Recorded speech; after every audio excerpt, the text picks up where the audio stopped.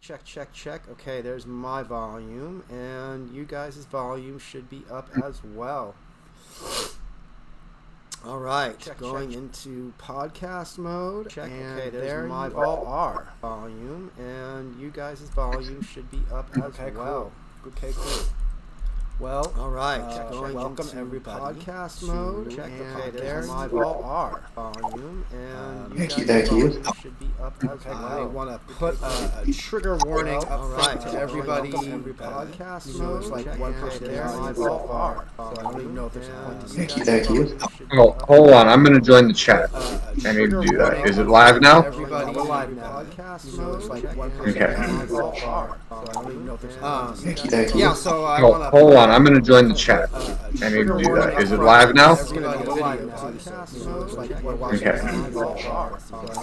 Oh, hold on. I'm going to join the chat. I need to do that. Is it live now? Unless anybody else has okay. We're going to end up talking about oh, hold on. I'm going to join the chat. I need to do that. Is it live now? Unless anybody else has really intense topics. oh, hold on. I'm going to join the chat. I need to do that. Is it live now? Unless anybody else really can be related. oh, hold on. I'm going to join the chat. I need to do that. Is it live now? Yep.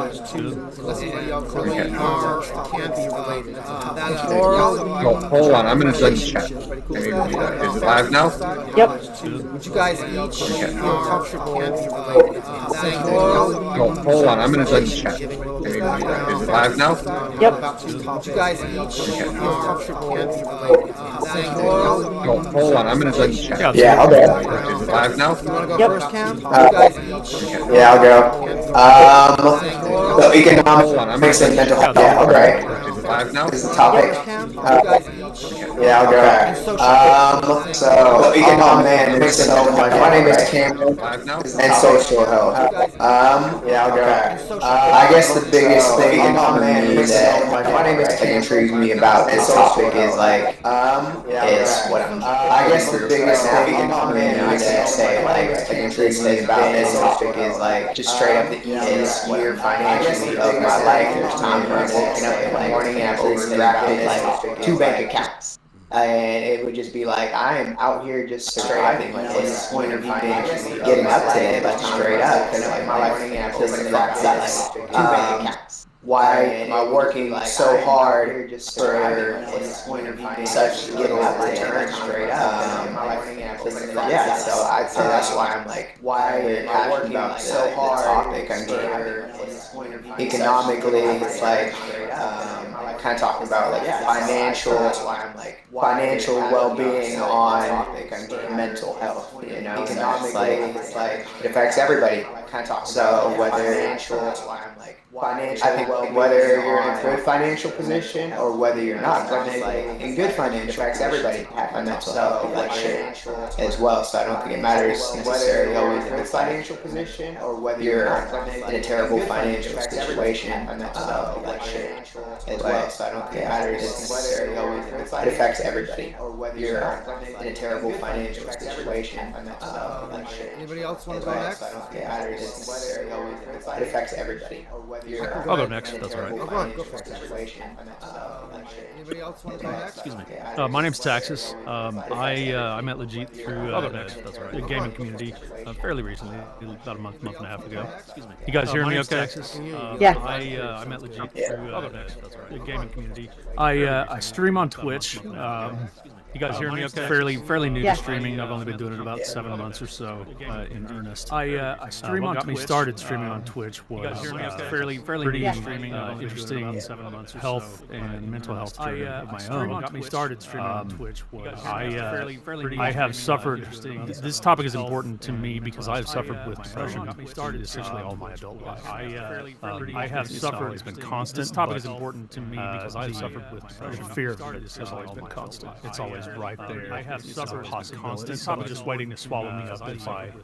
It's kind of how it feels at times. It's always right there. I have some possibility. I've sought professional help, and I'm in a good place at this kind of moment. But it's a day-to-day battle, and that's something that's important to recognize. If you've never struggled with something like this, and those of you that do struggle with something that's important to recognize, it's literally sometimes even a minute-to-minute battle, and it is a very real thing. It is sometimes even a minute-to-minute. Mental health is for most people a malfunction in their brain chemistry. Mental health, at least in my specific case, it is. Most people, that's the case for most. Malfunction in their brain, and it's not. I've said this before, but it's not terribly different than somebody. And it's not. I've said this before. For instance, not terribly different than say confined to a wheelchair, paraplegic or quadriplegic, or somebody who has other mechanisms to help them with their particular handicap. Somebody who's amputee, for instance, you wouldn't to help them look down on them for using crutches. Most people in somebody who's amputee, most non-sociopaths would be like, yeah, of course, absolutely, whatever, they need some help. Most whatever they need. It's not really any different with mental health. Keep that in mind. Bear that in mind. It's okay to get assistance. It's okay to get help. Really any different with mental health. It's okay to seek different means for that help. It's okay to get help. Talk to your medical professionals. Talk to somebody, a trusted friend or a professional that can talk to your medical help you begin your journey down that road if you have it. It can be life-changing. Begin your journey down that road if you have it.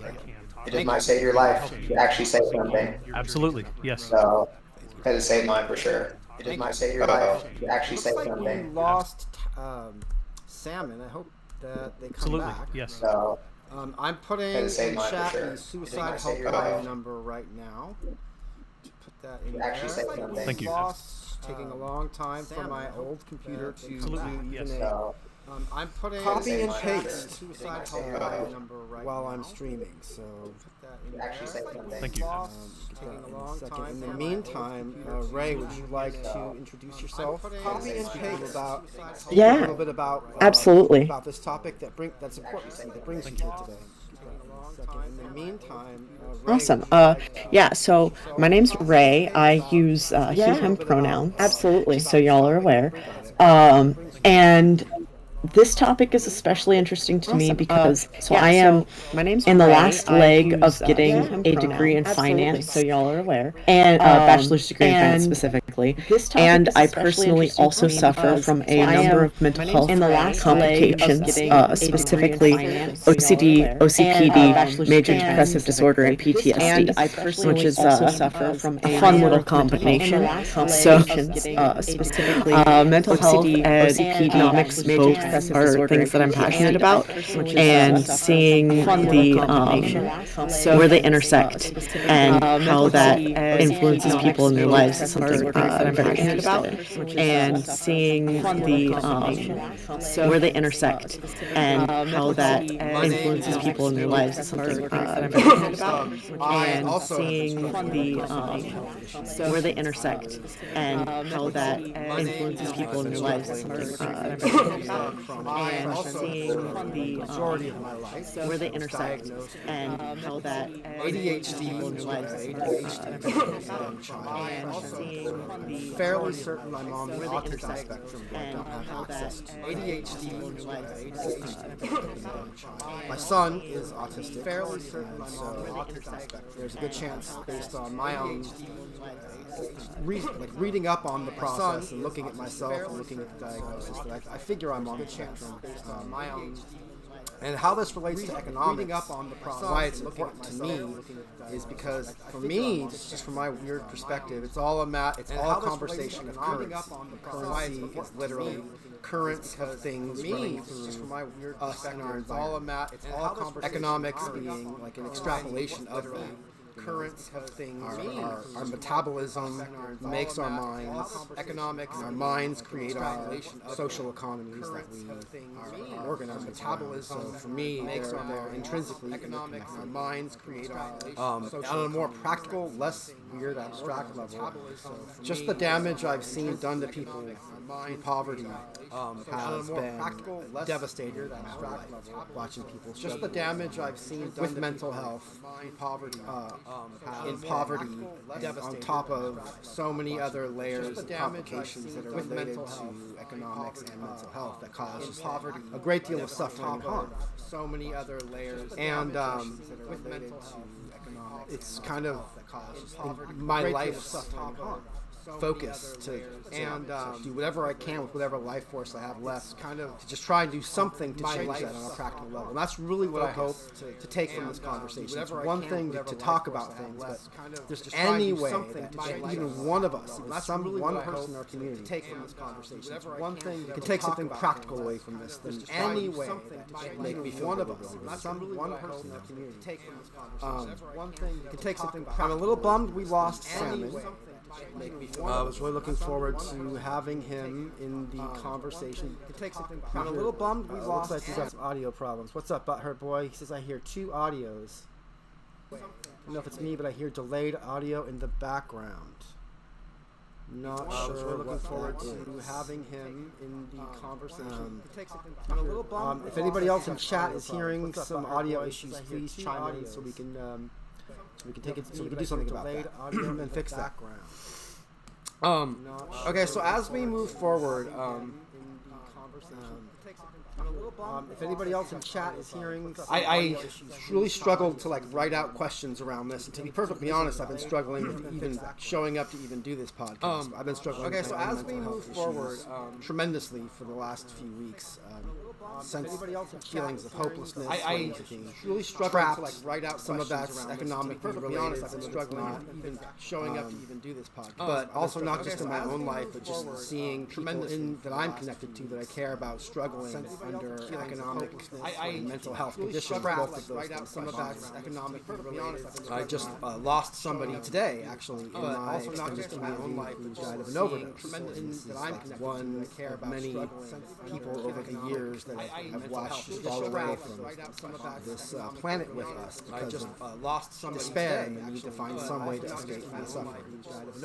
And to propel this conversation forward, and I'm asking y'all to kind of help me, pick me up and help me keep this conversation going, because I wasn't able to prepare any questions that seem to really encapsulate what I was trying to talk about, what I think we're trying to propel this conversation forward, and I'm not even sure what we're actually trying to help me, pick me up and help me keep how this conversation from this podcast got started was Salmon, who just left, I hope to come back, and I and some other folks were, I'm not even sure what we're actually crunching away on how this conversation in our immediate society, some problems that are directly, what are some functions that are directly relating to the mental health, degradation of mental health of those around us, of ourselves and those around us, and I wanted to put that out there for you guys to talk about, with the full caveat that this is not going to be an easy conversation of ourselves. I don't think any one of us is right or wrong, and I wanted to put that out there, doing our best to try to look at the patterns and hopefully identify them and come to some agreement. This is not going to be an easy conversation when we're coming from different places of any one of us is right or wrong. And I wanted to put that out there. So, from y'all's perspective, look at the pattern and hopefully identify. Go ahead and raise your hand, and I'll call on you so you don't talk about each other. What are some things that you feel are detrimental economically from y'all's perspective to social health in our society, and I'll call on you so that you feel like speaking of? What are some things that you feel are detrimental economically from y'all's perspective to social health in our society? Since I don't have my camera up, how would you like me to indicate I'm ready to go?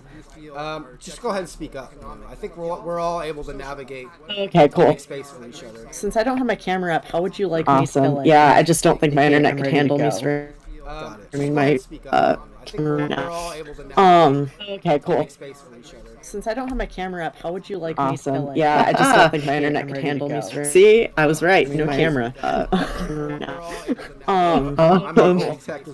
Since I don't have my camera up, how would you like me to yeah, I just don't think my internet could handle me straight. See, I was right. One of the things that I would like to point out is something that I learned pretty recently in doing some research on my own personal physical health. So is that when someone is under extreme stress for long periods of time, well, when someone's under any kind of stress, one of the stress responses in your brain is to release the brain's immune response known as cytokines, and those cause inflammation in the area where the problem is thought to be present, right? Your body goes, oh, we're under stress, let's do something about it. So it releases these inflammatory cells. And what they do is they go try to find the source of the problem, and they inflame it because that's how the body heals. But when you're under chronic stress, that inflammation over time is damaging to the neurons in your brain, and they inflame it. And it like is the link, in my opinion, between like stress and trauma and mental health problems. And because like if your brain is going and having an inflammatory response, like your brain is getting and mental health problems. And because like if your brain is chronic stress, and a lot of times the area that damage occurs in is in these areas that regulate these hormones that have to do with like and everything else. So I just I know that these like areas economics, regulate these hormones, especially when you're in a disadvantaged economic position, can be a great source of that chronic stress. I know that especially for young people who don't really know what's going on, but they don't have the things that they can they know they should have, and they know it's stressful whenever they try to bring it up to their parents about, hey, like I need this thing, but like they might not know what's going on, but they still feel the stress. It's still there. And so I think that's definitely one of the areas where these two things intersect with each other. Like they might not know what's going on, but they still feel the stress. It's still there. And so I think that's definitely one of the areas where these two things intersect with each other. Like they might not know what's going on, but they still feel the stress. It's still there. And so I think that's definitely one of the areas where these two things intersect with each other. They might not know what's going on, but they still How is it related to the things that I have and to so face I every think day? that's definitely oh, go ahead. Sorry. Well, what's coming up for me? I want. Did you want to speak, Taxxus? Looks like you might have had your hand. Well, go ahead. Well, I mean, when you're ready, go ahead. Go for it. I can. What's coming up for me? I want. Did you want to speak, Taxxus? Recently, there were some studies released by the National Institute of Health that, specifically studied income levels and mental health as well as intelligence, particularly in younger children. I think that many of us are. I know I'll speak for myself. I'm very aware of issues of poverty. I grew up in a somewhat impoverished home, in the middle of the United States, very aware Oklahoma. Issues of poverty, and parents, many parents try to do their best to provide. Sometimes it's just beyond their abilities. And that is where many parents try social safety nets can come in. That's where maybe something along the lines of a universal guaranteed income or basic income can assist here in an incredible way. And I'm jumping straight into the deep water here. It's obviously a very multifaceted problem.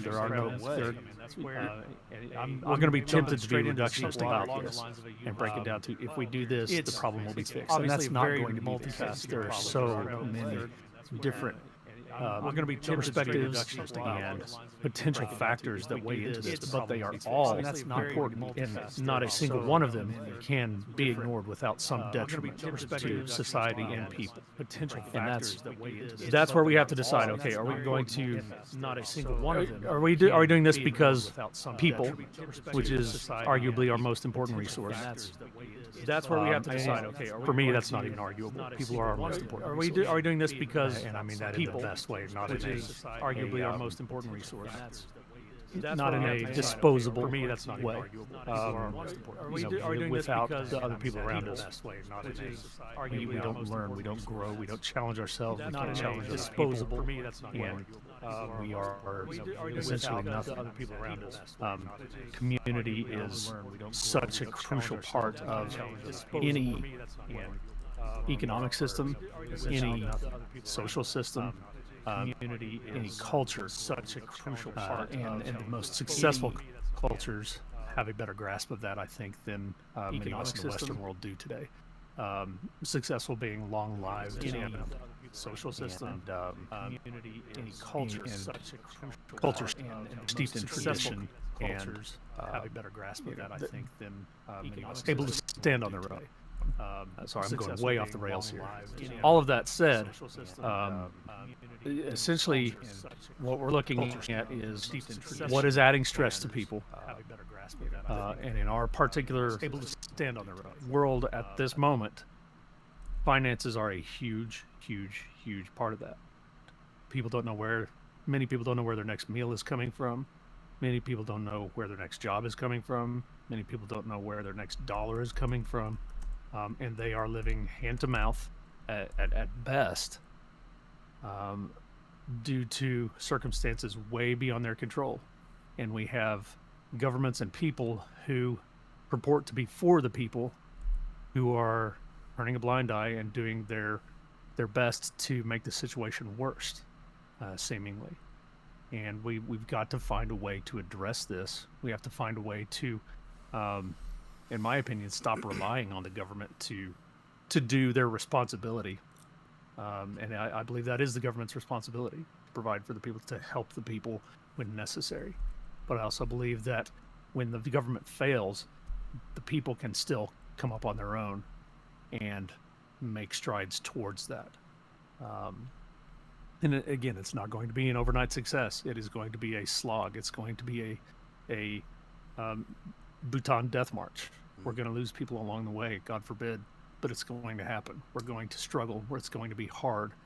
But that is our end goal right now. That is our route to get to successful in the most humane terms, not financially successful, but just love, communion, and belonging, mental health, wellness, people taken care of instead of, sleeping on a stoop in the freezing, driving rain and dying of, hypothermia. That's disgusting. It's absolutely sickening that something like that happens in our world, much less our country. And it happens on a daily basis in multiple cities. Sorry, I kind of rambled there, but and all of that, again, two big things: mental health and income. They are inextricably tied. Poverty specifically, and its weight on the mental health of people. I've been in my ups and downs. I'm currently in what I would consider a downturn right now financially. But my mental health, oddly enough, has never been better, for numerous reasons that can be talked about another time. But those two were hard to separate, and I still have to constantly work on that. That's a ship that I have to ride regularly. And I think if you've been in that situation, you can probably relate. Word. You really just dropped the big ass rock in the pond with all that. You really did just go in. Yeah, I kind of did. I appreciate that. There was a lot that you just said, a lot, and one of the things that I really appreciate that you brought up, and you brought this up the last time you were on the podcast too, is that there's no one thing, there's no absolute one thing around this, right? If we fetishize, and anybody jump in and correct me if you feel like there's a different perspective that needs to be heard on this, but if we fetishize just one answer or one solution, it's likely we're going to end up missing something. There's so many layers of causality around this conversation that, this is one of the reasons I was really looking forward to hearing from Salmon, because one of the things also I appreciate about what you said about relying on each other versus the government. As an anarchist, I'm very much invested in that conversation. As an anti-capitalist, I have my own kind of beliefs that I hold on to around this as well. One of the things I really appreciate about talking with Sam, and he's one of the few devout capitalists that I talk to who is willing to think outside the box to the degree that I am forced to reassess some of my thoughts that I've held so staunchly to in the past, for the very purpose of being, okay, well, I need to expand my mind to understand that there's so many levels to this, that if I'm trying to grip to one thing out of a need to feel like I understand it, I'm going to miss something. And if, as an anarchist, if working with the people or working with the people around me and not really, and it's not even not choosing to work with the government, I just don't think the government is workable. It's not, it won't work with us. I see it every day. This is, one of the things that someone said to me recently. I was listening to Mr. E Robot, super dope human, and we were talking on his stream about what it means to be a care provider for like disabled people, and that includes like elderly people that are disabled. And that's something I do for a living, and what he was talking about on his stream, and he's echoing something I've heard people say before. They're just like, oh, I couldn't do that. It's just like that. It's not only could I not do that because I don't have like what it takes to do that, but I'm afraid of growing old and being in the position where I need to be taken care of. Like, that's a really big fear that they were speaking on, And that is a huge component of my passion around this conversation, is looking at this kind of logarithmic curve of like, when it comes to a certain level of disability, when you go below a certain line, it's really, really difficult to be, for what I've seen in my own life, to get the just human respect that it takes to get your needs met in a robust way that isn't just at bare minimum like an afterthought. You know what I mean? Anybody else want to jump in and add anything to this so far? Oh, definitely. With what you said about the care and the elderly, like, that's something I've thought about a lot about too, especially considering the fact that I don't plan on having any children, so I don't have that built-in safety net of aging where I'll have someone who cares about my interests to watch out for me in a similar way. And when I worked in a nursing home, I echo you completely. Like, people that worked there weren't enough people who worked in the nursing home to adequately care for all of the people who lived in the nursing home. And so no matter how hard the CNAs and nurses tried to give adequate, respectful care to everyone who lived there, it just was not feasible. And so rather than choosing some people to give adequate, feasible care to and letting other people slip, they just let everyone slip a little bit. And, they just didn't have that dignity of care that they are entitled to as people. And the fact that these institutions are run for profit is, in my mind, part of the reason, right? They're the people who are making decisions on staffing. They're making choices based on how am I going to get continual returns and continual increasing returns every single year, because that's what my investors expect, rather than how can I make sure that the people who are in my care are being treated with adequate respect. Mm-hmm. Yeah, I mean, I've talked to a number of nurses in my life at this point, and kind of regardless of where they are on the political spectrum, unless they're of the mindset that I've observed where they're just like, they don't care, there seems to be a sentiment that's echoed of like, yeah, profit and healthcare just don't mix. Like access to healthcare and profit just absolutely do not work together, Go ahead, Taxxus, please. That has very much to do with the definition of what you consider successful when you're talking about healthcare. For shareholder, success is wealth. For medical providers who are there for the medicine for the people, the success is healing as many people as possible in the most whole way possible. And you have to separate those two for medicine to do what it should be used for, which is to heal broken people. Mm-hmm. Yeah. I would like to insert... Oh, go ahead.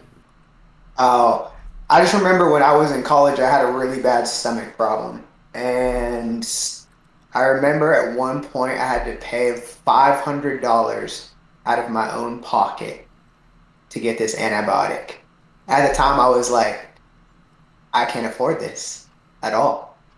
So I had to ask a friend. I remember asking a friend, yo, can I, I gotta get this antibiotic. My doctor said I need this to, help me get better. And it was for me, it was really humbling, to be in that situation. I don't want to ask for help, naturally, especially when it comes to money. It's embarrassing. It's you can't, oh, nice, you can't figure shit out. That's how I feel. So it's embarrassing for me to ask for money.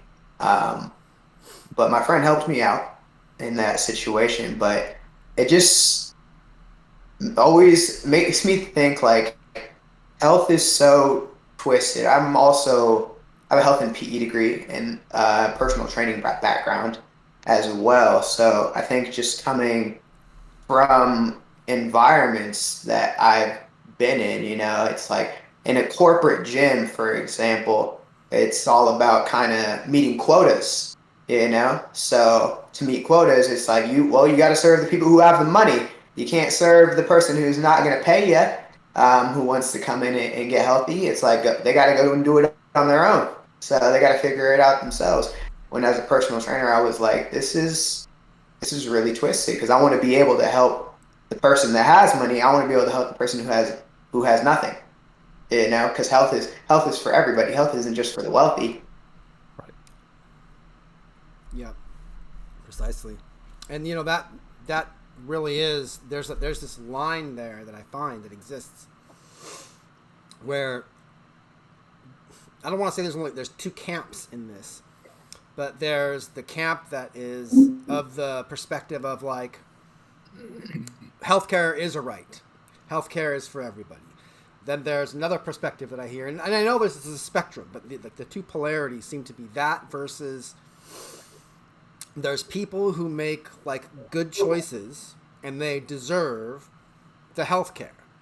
Then there's people that make poor choices who don't. You guys ever have you observed that polarity at all? Oh, absolutely. If your choices made you get sick, then this illness or ailment that you have is your punishment. So, right, is horrible. Right. Which, I mean, it's funny because and it's. Go ahead, please, Taxxus. No, go ahead. I don't want to interrupt. I was just saying, I never see that get applied to extreme sports athletes or sports athletes in general, right? How many people are well, those football players, those head injuries, tough beans, man. You shouldn't have decided to play football. Why are we paying them so money for and giving them health care if they're choosing to do that? Or I never see that perspective get placed unilaterally across the board around choices and how they relate to illness or injury. I just want to throw that out. Allow me to play devil's advocate here for a moment. I agree with you that healthcare should be for everybody. However, I heard of a situation recently where a gentleman was in a hospital, was up for a heart transplant, I believe it was, and yet he had refused all COVID vaccinations. He refused to take them, and so the hospital said, "Then we're not going to do the transplant for you. You're not taking care of your end of things. Then why should we put this heart in you, putting this heart at potentially greater risk than if we gave it to this young man over here who has done everything by the book that he needed to do and is doing his utmost to take care of himself." And in situations like that, that might kind of make you, it might give you pause at least and say, well, I mean, I can kind of see, I get that there's, it's not a dichotomy. It's not an either or, right or wrong, black or white situation. And in that case, I can, being that the gentleman refused, after having been given multiple chances and being told the ultimatum by the hospital, okay, you can still do it if you will get these, he just wasn't going to do it. And then he got pissed off that he didn't get the heart transplant. Wow. Was the hospital in the right or wrong there? Jeez. I mean, that's a hard question. You know, it's like, what's this man's belief system? You know, when it comes to the vaccine. So it's like, yeah, he presented it's complex. It is. It's extremely complex. Now, that is not the case for most of these situations where somebody who is struggling with mental health or is impoverished doesn't have access to proper health care. That's a totally different situation. Something beyond their control where it doesn't have to do with them not being able to make their best effort. This is a poverty tax. Well, if you had enough money to pay for insurance, this would cost you next to nothing. But since you don't have enough money to pay for insurance, it's actually going to cost you more than if you had insurance. It's bullshit. That is the poverty tax, and it exists in almost every financial facet of our culture.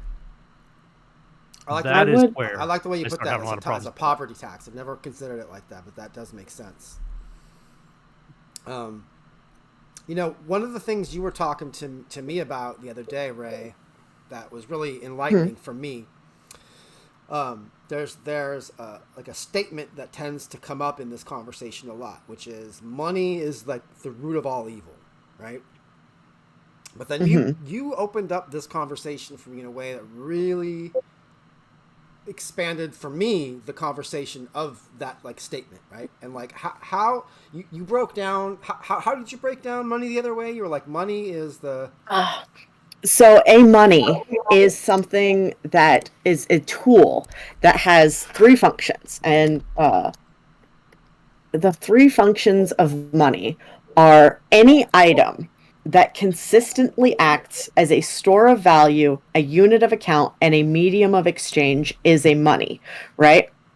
So what that means in layman terms, store of value, if I have $1 today, is it going to be worth $1 tomorrow, right? Is this the value relatively stable, right? Unit of account, is it a thing that I can keep track of reasonably to determine how much I have, right? And medium of exchange, is it a thing where if I need something that someone else has, I can use this rather than trying to see if I have something that they want in exchange for it. It removes the necessity of the synchronicity of needs, right? So if something does all three of those things, it is a money. One of the most well-known historical examples of something going previously not being a money and then becoming a money is in World War II. The cigarettes that were put in Americans' ration packs were a money because actual money during a time of unrest such as World War II is pretty much worthless. So people were using cigarettes and other such things as monies, regardless of whether they smoked or not. I think it's interesting. LeDjeet, we've actually talked about this, about money being the roots of all kinds of evil. And so I remember, like, just growing up, I grew up going to like a bunch of Catholic schools and like it was miserable. But I looked up that like a verse, where that comes from. It's a biblical concept. So money being the root of all evil. And what it says before that, it says, for the love of money is the root of all kinds of evil. Yes. So I think that's a very important distinction between saying money is evil. No, it's what people are doing with money because they're loving it, they're coveting it so much is what makes it evil. Absolutely. It's and I was going to bring up the same thing. Thank you for saying that. It's often misunderstood or misquoted, and it's 1 Timothy 6:10, and it is, for the love of money is the root of all evils. And that's the first sentence in that verse. Essentially, greed is the root of all evil. Selfishness, which is, to put it bluntly, that's capitalism at its heart. And that's hard to say as a former conservative living in the Bible Belt in the middle of the United States. That's something that was really hard for me to get past. but I'm not going to argue with what I hold to be truth, which is the Bible. That's one thing I am going to hold that as my keystone, and apparently that's becoming less and less popular among people who purport to hold to that. It's either true or it isn't, you know. Sorry, but the translation there is, I mean, you're exactly right. That is the love of money or greed, and there are numbers of different translations, but they all hold to that same thought, that it is how the money is applied, or the desire, the covetousness for that money, that is the root of the evil. It's like having a brick. You can build a house with a brick, or you can smack somebody on the head with it. The brick itself is inert. It's nothing without motive behind it. I feel like there's a lot of practicality to be mined from this specific vector of the conversation, because we can talk all day about massive economic patterns and structures. How practical is that in our day-to-day lives? You know, I could be, I could say I'm a capitalist, or I could say I'm a communist, or I'm a socialist, or whatever, but how much does that affect my day-to-day impact with the people around me, to keep this relevant to social health? I mean, over the last 2 weeks, I've talked to so many people struggling with depression and feelings of hopelessness, you know. And one of the themes, you know, and I'll speak for myself here. I don't want to speak for anybody else, but I know I'm not the only one who's experiencing this. It's just like, I am barely making enough to stay where I am, and I have like 2 jobs, and I need to like get another job to be able to like move out of the loop that I'm kind of stuck in. And I don't know how much longer my body can even do it. Like I move bodies every day. That's my job. My arms are so fucking tired. Like, it's getting harder and harder to do the basic work, no matter how strong my will is. Like, how soon before, you know, if I get another job, no matter what my beliefs or my will is, before my arms just aren't working anymore, you know? And then that puts me in this position of like, oh shit, well, now that I can't really contribute, or I can't participate anymore, there's that logarithmic curve where now I'm just going to kind of fall to the wayside because I'm a burden or I'm useless, etc. Which, if my brain knows that's where I'm headed, that's just a recipe for depression and hopelessness. And I just can't imagine that that's a super impractical, or that has to be common, because I'm hearing more and more people speaking about that. And so just bringing this back to the practicality of this distinction between money being evil versus the love of money being evil, I feel like a practical thing that we can bring into each other's lives is perhaps understanding that distinction applies to attachment to material cause and effect versus abstract belief around cause and effect. Yes. Welcome, Rainy. Welcome to the conversation. Good to have you. Good tidings. Thank you. So if we want to talk about practicalities, I had a thought. I hope you don't mind if I just jump in. Please do. Right, is one of the things is that the expectations that we have placed upon us and that we've placed upon ourselves, for the most part, are irrational when actually examined, right? So, like, for me, for instance, I graduated high school in 2008, right as the economy was crashing, and my whole life I'd been told, okay, if you just follow these steps, you're going to have a great life. You're smart, you're motivated, no matter what you do, if you follow these steps, you're going to have a great life. Well, we all know what happened. The economy crashed, right? And as like something that was said earlier, I want to correct really fast and then go back, is investors want profits. Investors don't want profits. Investors want steadily increasing profits. Not only do your profits have to be there, they have to be steadily increasing, or else you're viewed as a failure. Right?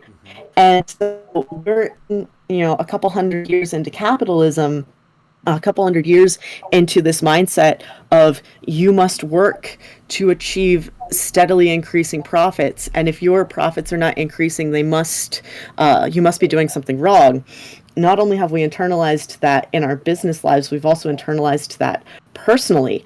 And consistent growth that never ends is unsustainable.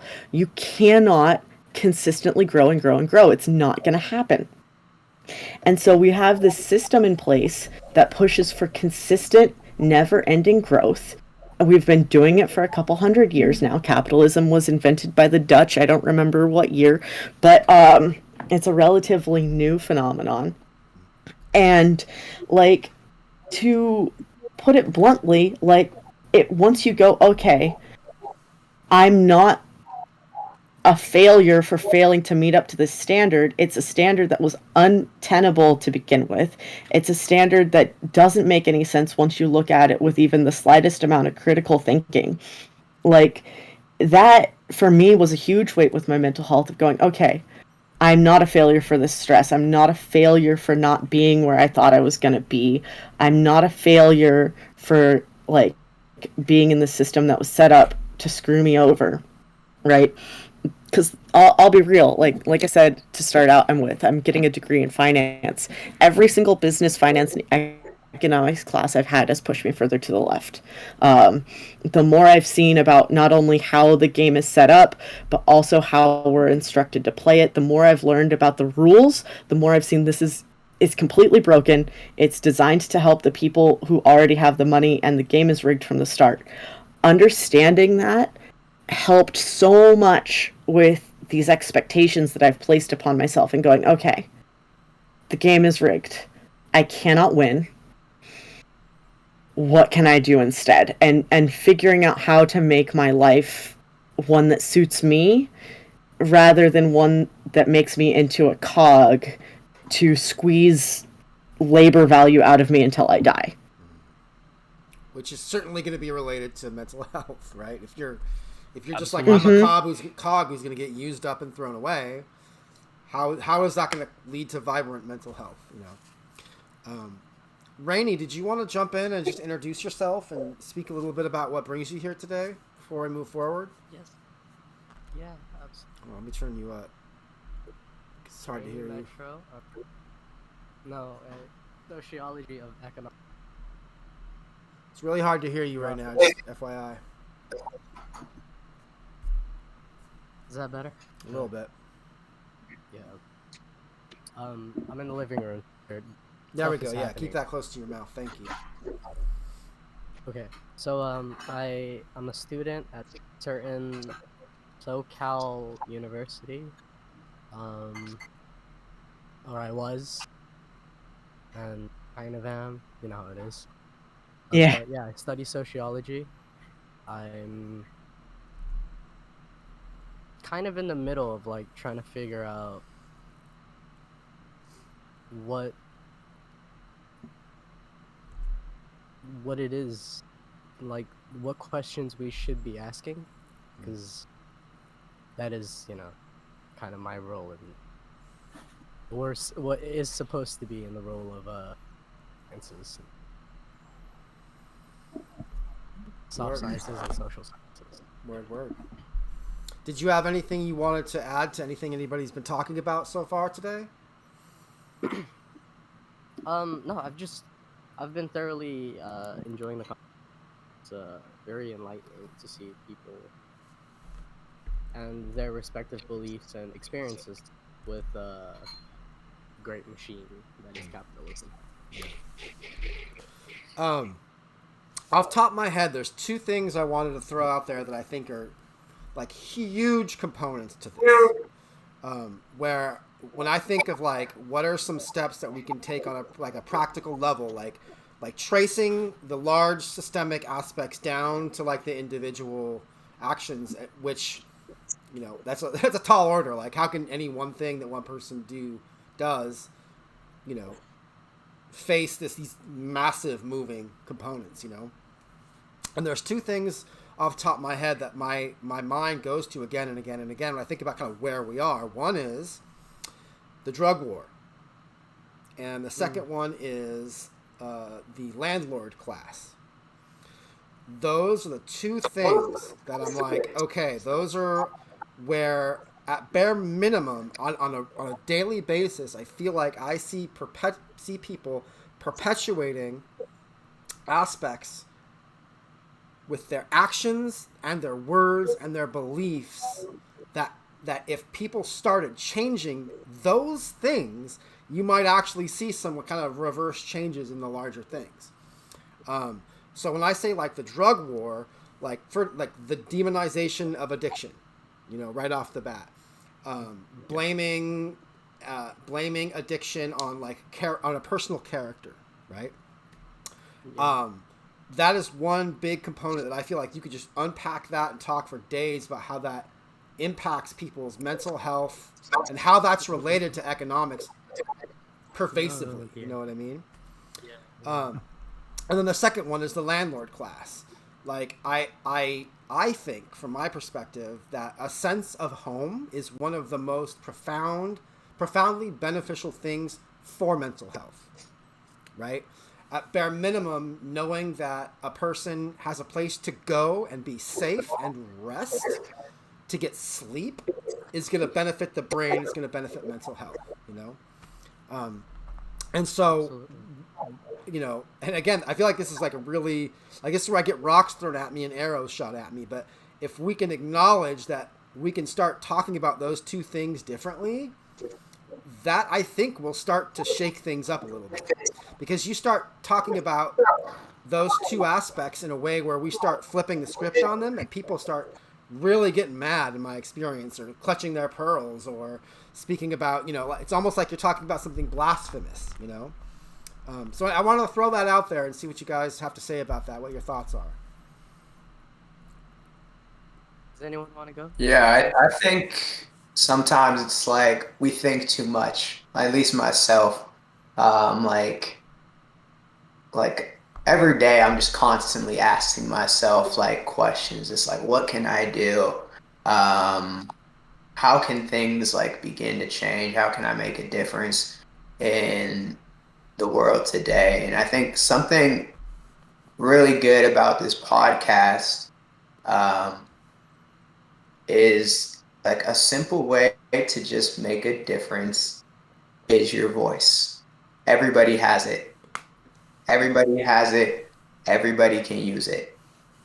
So I think when people begin to speak, we've forgotten, and like personally myself, it's like I've forgotten like the power of words at times, like what words can do. Like words start a war, words can end a war, In the Bible, it's like God created the universe with words.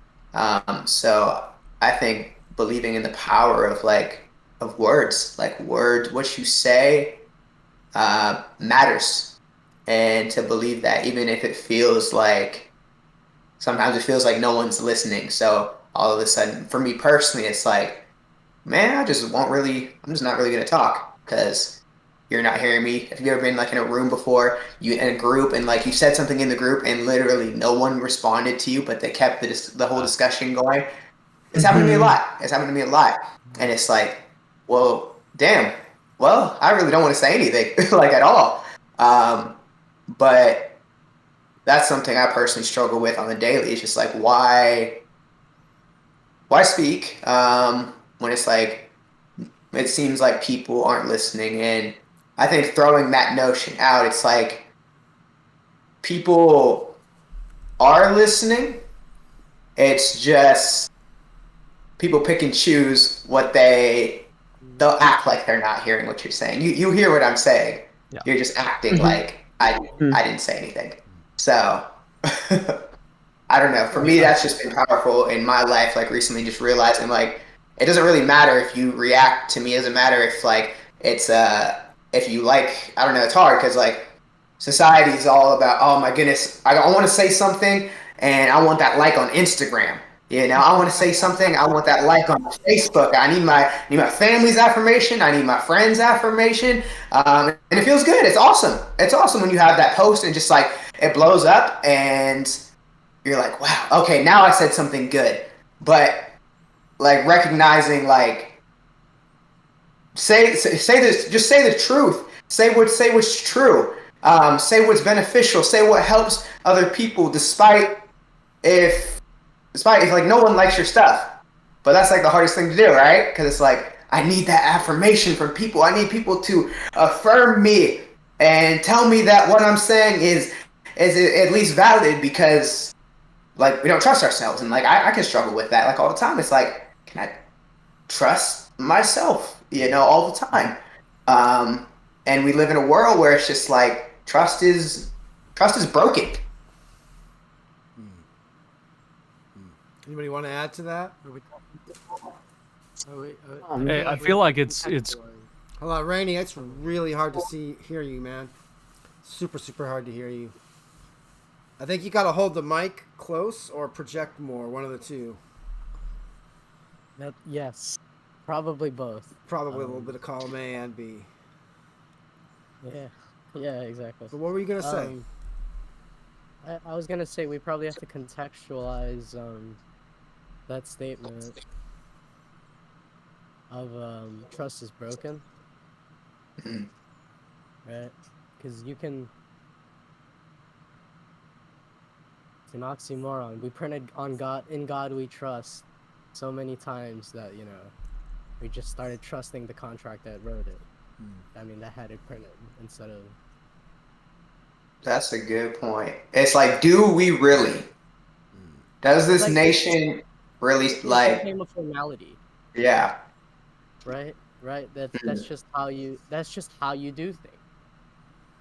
Mm-hmm. And trust is broken in a world where this is just how you do things. So like.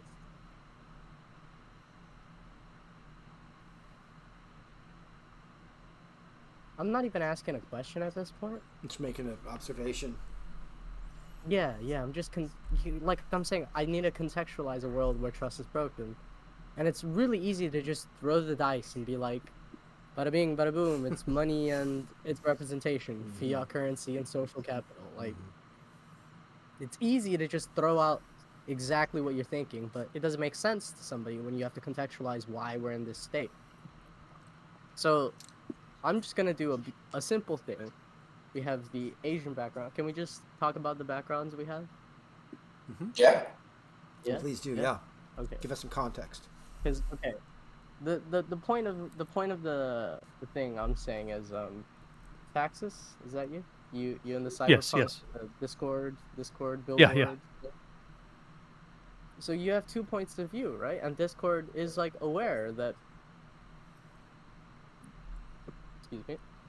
There's only so many ways we can get to a comfortable understanding, and that's either you're chilling in Havana because you've made it, you're a capitalist lord, your corporate gains have gotten you to an island beach, or you're stuck in some dystopian cyberpunk future where healthcare has been mechanized and automated, and like all this crazy future stuff, or the idyllic, primordial coastal lifestyle. I think that's the best way to put it. Primordial coastal lifestyle. It's the most accurate thing to, like, how they have the argument that the lungfish came out of the ocean, and then that's what started the whole tree. No, I know what you're talking about now. Yeah. Just classic evolution. It's like eventually fish went to the land. But everything else stayed on that specific patch of land for so long. You know what I mean? It's primordial because it was a sanctuary for life for so long, and when you go back to a coast, you're like, oh yeah, or you're scared of it, or you have some kind of primordial reaction to a coastline, and that's what I feel like humanity's really stuck. We're either stuck in way in the past or way in the future, and we can't decide which one we're more scared of. Because it's a return to a more barbaric form. Yeah, and that's what we're seeing. Trust is broken because we're living... practically, Taxxus is in the future. I mean, Taxxus is in the present, and Cameron's, you might be somewhere in the past or the future, right? Contextually. There's only one place a city could exist, but there's many places a coastal settlement could exist. there's many points in time in the death of the Roman Empire, or the death of the Persian Empire, or Egypt, or any one of them. They retreated back to what they knew, and that was life on the coast, and fish for a bit, stuff. This is a long conjecture to say economics was invented to justify mercantilism, because that one came first, and they needed some means to be like, okay, why do we have these coins and why does it make sense? And then some author was like, here, let me write this for you so it makes sense, ran with it, and then they morphed it into other things.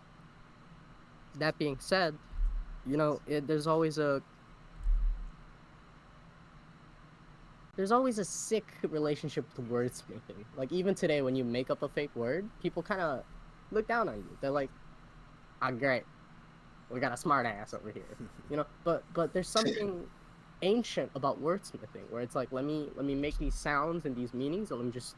Do you get what I did just then? And you know, when you make up like, my sister and I watched the Chevrolet Lightning, the new electric vehicle.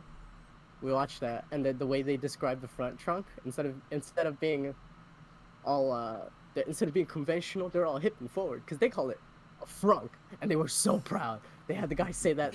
I swear the ad was like 2 minutes long. It was the longest I've heard that voice speak.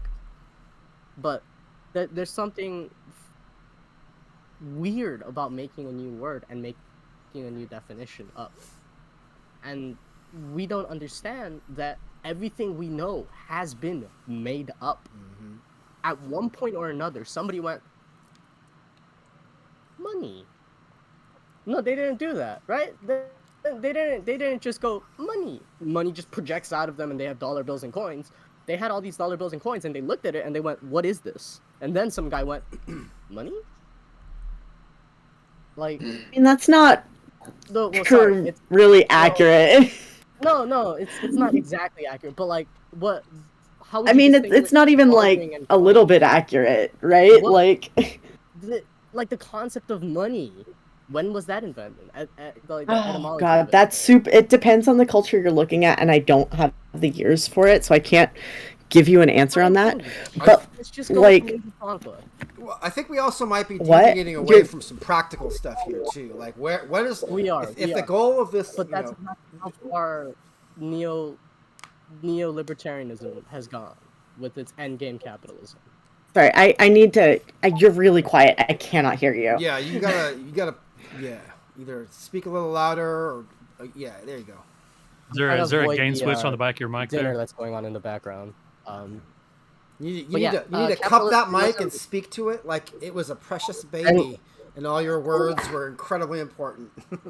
Alright, so we're talking about endgame capitalism and capitalist realism, and how the understanding of what we're bartering has eventually demolished the concept of bartering, and why we trust the people that have more of it, and why we don't trust. Okay, so that is way different question than saying, oh, well, we had this money and then someone came up with a word for it, and right? I also disagree with your assertion that economics was invented as a social science to give what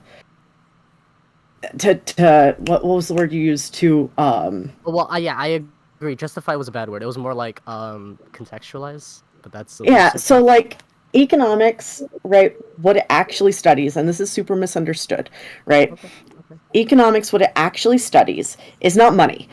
What economics studies and tries to understand is what humans do with scarce resources and how they make decisions utilizing those scarce resources. The only reason economics uses money primarily is because of the fact that it's the easiest thing to measure as far as scarce resources go.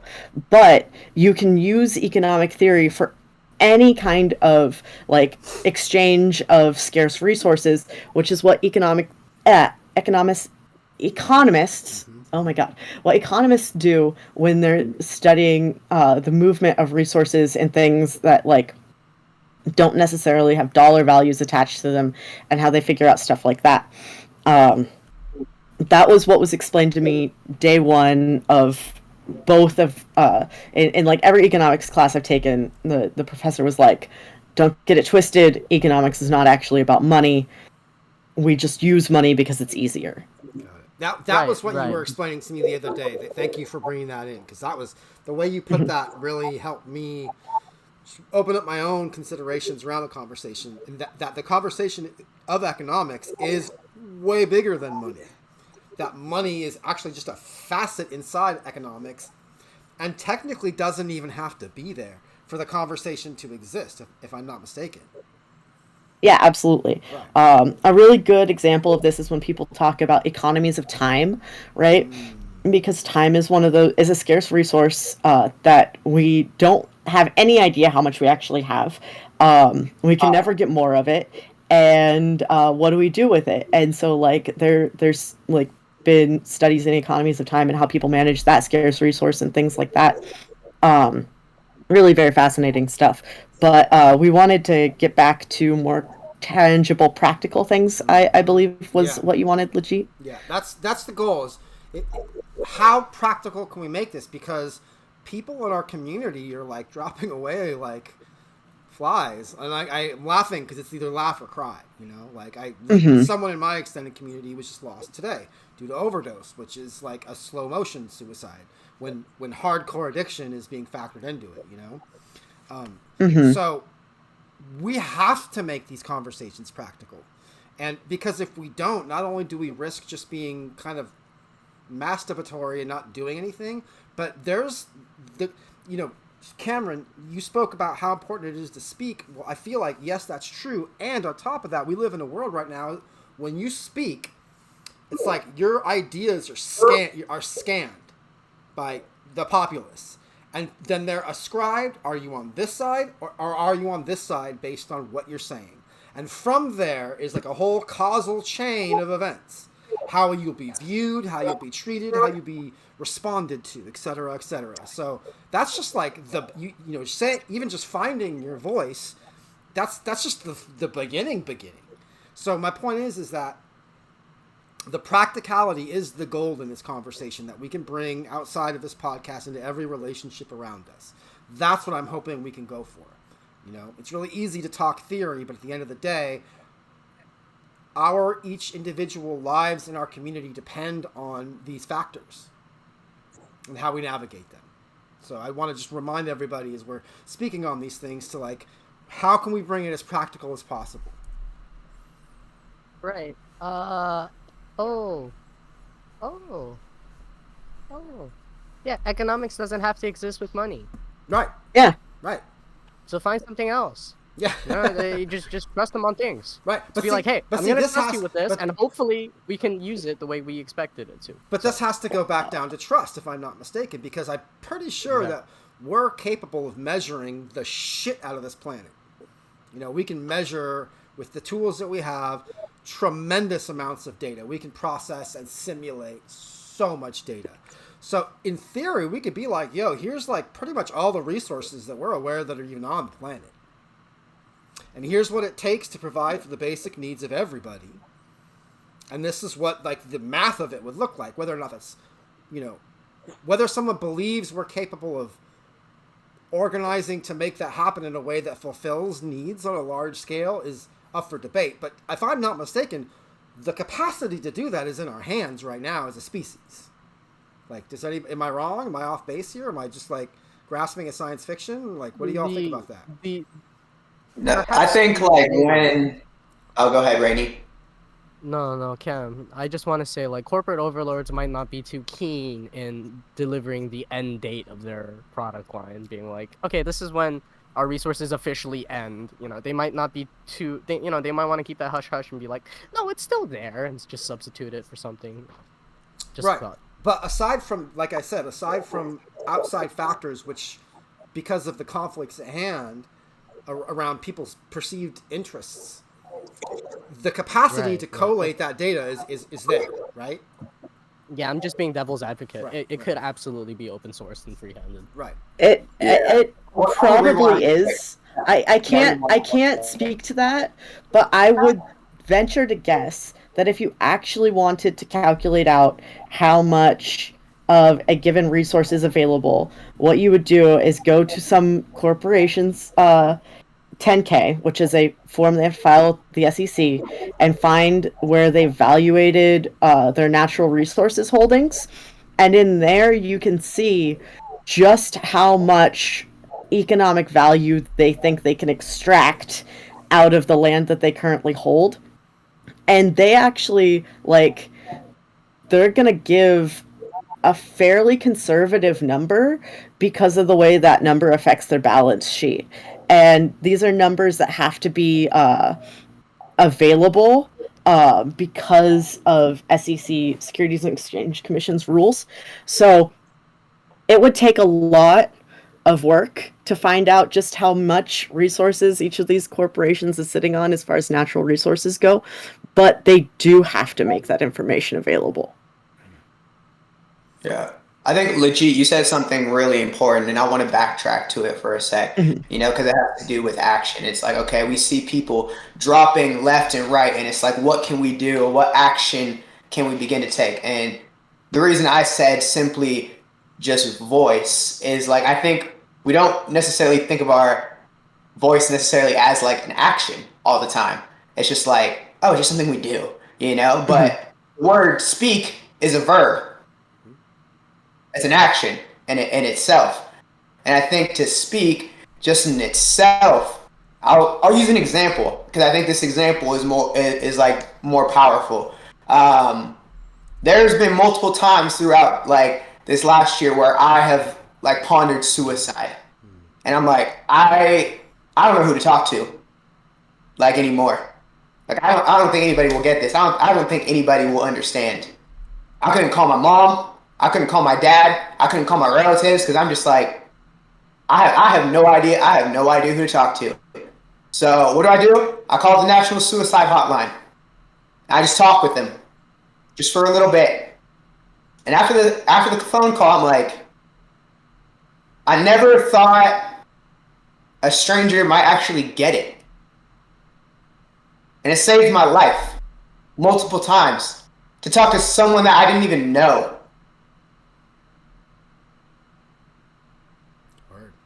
So that's what I think of when I think of action, when I think of voice. Like your voice is so powerful. You know? It's just like just asking for help sometimes. And that's one of the hardest things to do. Like I don't go around being like, oh yeah, I called the National Suicide Hotline. That was a really great moment of my life. No, it's like, man, I really had no one to talk to. No one I felt like I could talk to. No one I felt like I could trust with what was going on in my head. Yeah, I think that's, you know, speech is an action. I think that's a really, really important point that you just made.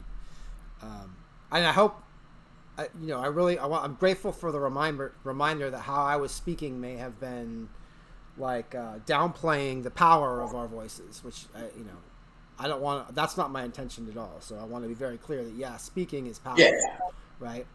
No, yeah, you're good. And I would say like that's a critical part, and that is an aspect that is equally as important as other actions. It's in the pool of actions that are all part of like facing the kind of the consequences of our collective health and our collective economics, you know? So thank you for that very, very important reminder.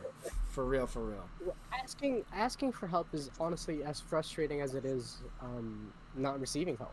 Can you speak? I'm sorry, I can't really make you out what you're saying, Rainy. I'm hard of hearing too, so it's hard for me. I keep forgetting. I'm sorry that I have everything surrounded. Okay. I just get so caught up, but yeah, that was an incredible testimony you had about the bittersweetness of human interaction and how much but how little it can be. Just a voice on the line, not even like seeing contact or making, because we have the privilege of video here. You can kind of see me emote, but on the phone, just somebody who has that exact motive of I want to keep you alive, and I want to, it's powerful just based on, because it's a position for them, but they're trained and they're professionally handling you having a crisis, just being there for you, and sometimes, like you said, it's just the voice and the sense of reason. That's all you really need from somebody else just to calm you down instead of everybody else who happens to be involved in antagonizing whatever situation you're in, because everyone has a motive if they know you. But that's the economic world we live in, where everyone wants to capitalize on how much they can get off of somebody else. Let's not talk about that, because I just want to bring into the notion of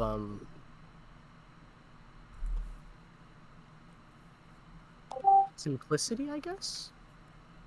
In what sense? LeDjeet, sorry to do this, but what was the last thing you said? Because I remember I was trying to... I was responding. I was thanking Cameron for speaking truth around the power of speaking, the power of the voice, and really the way he put it, how speech is an action, right? To speak is a verb, right? What I was trying to say is that speaking alongside other actions is as critical as those other actions. And there's a reason that I brought that up, is because like people have spoken about the like the conversation sphere, where there's like whole economic systems of profit that are emerging around talking about things, right? And so it's one of those things where I feel like it has to be balanced. Like we can talk about something all day long, and like again, speech is important. And if it's just talk, then it becomes imbalanced. I feel pretty confident around that. You know, like if I'm dealing with someone who's in a super abusive relationship, and they're talking to me on a daily basis about how, you know, this abusive relationship is just slowly chipping away their mental health, the conversations I have with them are going to have diminishing returns if they don't get out of that situation. Yeah. You know, it's not just talking the talk, but walking the walk as well. The material circumstances has to be accounted for in a way where something can move other than merely speaking on it, is where I was trying to come from. But I can see how that could be taken as like, speaking about things isn't important, and the point that you made, Cameron, is critically important. Go ahead, Taxxus, please.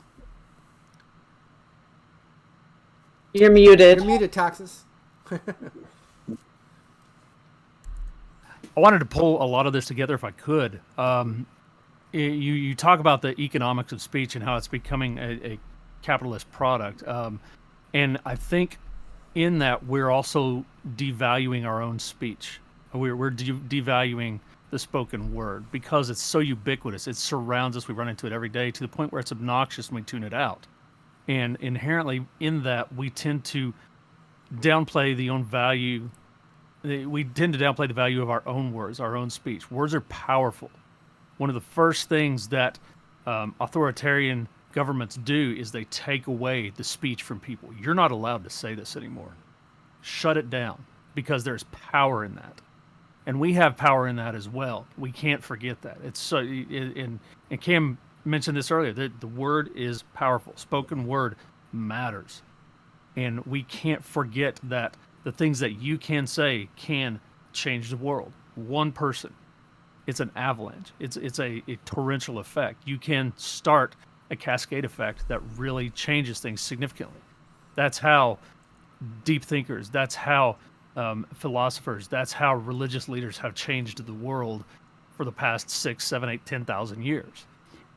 And we cannot forget that, despite the, as I said before, being inundated with it on a daily basis like we are. It seems as if it's weaker and weaker, but that is not true, and we cannot forget that. When we speak to people, when we speak to large groups, Cam, you were speaking about an experience you've had before, and I think many of us can relate, where there was a conversation, you interjected something, and then the conversation just stopped. And what I tend to find is that when conversation stops, there are many people who agree with you, but they don't know what the other people are thinking, and so they don't want to necessarily open the door up to criticism of themselves. And I find that when we have valuable things to say and we want to change minds and change hearts, speaking to persons is far more important than speaking to people, speaking to groups. Because when you talk to somebody, you can relate to them better. They can see you as a person and not just an idea that's hostile to something that they may hold dear. and they don't necessarily have to worry about their social interaction and their social obligations, or what they feel as obligations to the other people that are around in that conversation. When it's one-on-one, you can talk to people, and you might learn something from them as well. I've been challenged that way many times before, but always one-on-one. When it's a group conversation, it almost always devolves into disagreements and fighting, or everybody just nodding their head and saying, yes, we all think the same. And none of those are beneficial. That really reminds me of Gil Scott-Heron's words, man. The revolution will not be televised. You know, it's going to happen in our relationships. It's not going to happen in our TV shows. It's not going to happen on our Twitch channels. It's going to happen in the places that are like the most hard to see, because that's where the shit hits the that's where the rubber hits the road, anyways. You know. Can those things facilitate that revolution? Absolutely. I mean, it's all interconnected for sure. And, you know. Yeah, absolutely. You know, and that's it. You know, jumping on with. Go ahead, Rainy. Go ahead, Rainy. The revolution, but what if we made a giant tube, like a straw, that just put the global warming water in space? Would anyone be opposed to giving Earth a ice ring? You know, I think the water might be too valuable to do that with. I agree, but we're also gonna die because of it somewhat. So like, economics of a suddenly less scarce resource. Thermal absorption of the water is far too important.